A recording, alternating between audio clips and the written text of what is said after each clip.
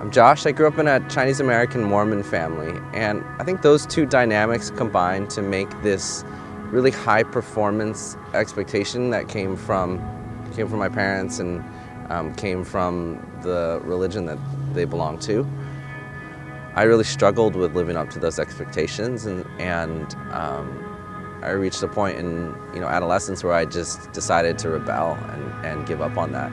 It was a really dark period, and at one point I despaired and decided that I was in some ways like irredeemable. Like I felt like when I made my own choices, it wasn't worth living, and so I tried to commit suicide when I was in high school. And as I was trying to end my life, God began to reveal himself to me through hope. And so I felt this surge of hope that made me decide to live. And I ended up at this youth group with a friend a few weeks later and just felt that hope connect to the person of Jesus. So that was when I decided to give my life to trying to find what that hope meant. When I was a new believer, I got really excited to try and convince my family about the truth. And so I became very zealous for it, and we got in a lot of arguments about it. And what I learned is that even if you're trying to bring truth, but you don't have love or respect and honor, you're still wrong.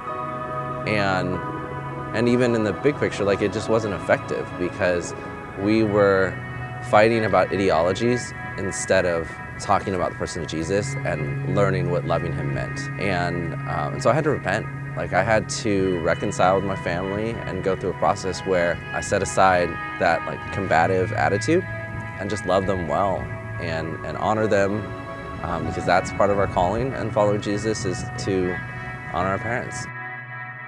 We were having a whole family meeting during a holiday vacation, and someone in the family brought up some conflict, and they mentioned that even though I wasn't part of their church, that they were experiencing the most love and the most kind of Christ-like behavior from me. And it was a chance for me to see wow, God is testifying to them through the Spirit in me, and it's bearing fruit, that I've grown in ways through him to be able to love them well or better, and they see that and they see something different.